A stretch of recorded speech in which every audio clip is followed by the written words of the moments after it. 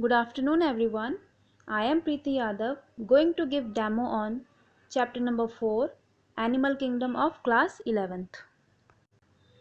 So as we all know, the five kingdom classification was proposed by R.H. Whitaker in the year 1969, and the kingdom Monera is comprised of unicellular prokaryotes organism, and the other four kingdoms Protista, fungi, plantae and animalia are composed of all the eukaryotic organisms.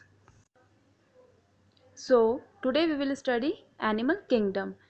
In animal kingdom, there are different kinds of phylums. For example, Porifera, Coelenterata, Platyhelminthes, nematodes, Annelida, arthropods, mollusca, echinodermata, hemichordates and chordates. Today we will study about phylum Porifera. So basically, Porifera means pore bearer, and member of this phylum are commonly known as sponges. They are the sponges, and their body is perforated with many pores called ostia.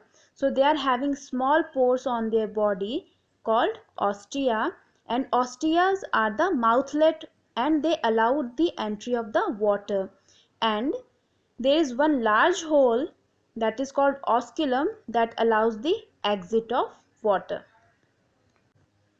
Moving on to our next point, habit and habitats. So they are basically marine animals and mostly asymmetrical animals. It means they have no symmetry, and some sponges are found in freshwater also, for example spongilla. And the adult sponges are sessile or sedentary. It means they are fixed, they are attached to the substratum and they live in the one place for all of their life, but their larvae are motile in nature. So because of the motility of the larva, they are able to move to the other place and form their different colonies, and it stops them from overcrowding at one place. Sponges have evolved from colonial choanoflagellates. Choanoflagellates are nothing but protozoas, and the connecting link between protozoa and porifera is Proterospongiae. These are the primitive sponges and they are evolved from the colonial choanoflagellates. Let's look the structure of Proterospongiae. So they are the colonial choanoflagellates, and specifically look at the structure of single choanoflagellate. It has nucleus and a collar body and one flagella. Let's move on to our next point, body structure. The body wall has two layers. The outer one is called pinacoderm, made up of cells called pinacocytes, and the inner structure, or we can say inner wall, is made up of choanoderms, made up of cells called choanocytes. And in between these two layers, a non-cellular jelly-like layer called mesenchyme is present, and the body cavity is called spongiosole or the paragastric cavity or atrium.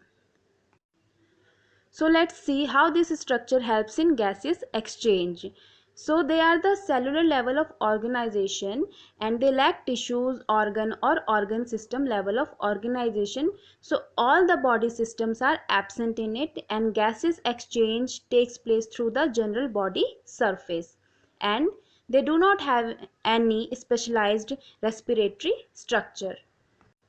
Now let's see how their excretory system works. So similarly in excretory system, excretion takes place through the general body surface and they do not have any specialized excretory structure, and their excretory product is ammonia. So we can say these animals are ammonotelic. So there are different kind of animals on the basis of what product they excrete: ammonotelic, which excrete ammonia; ureotelic, which excrete urea; and uricotelic, which excrete uric acid.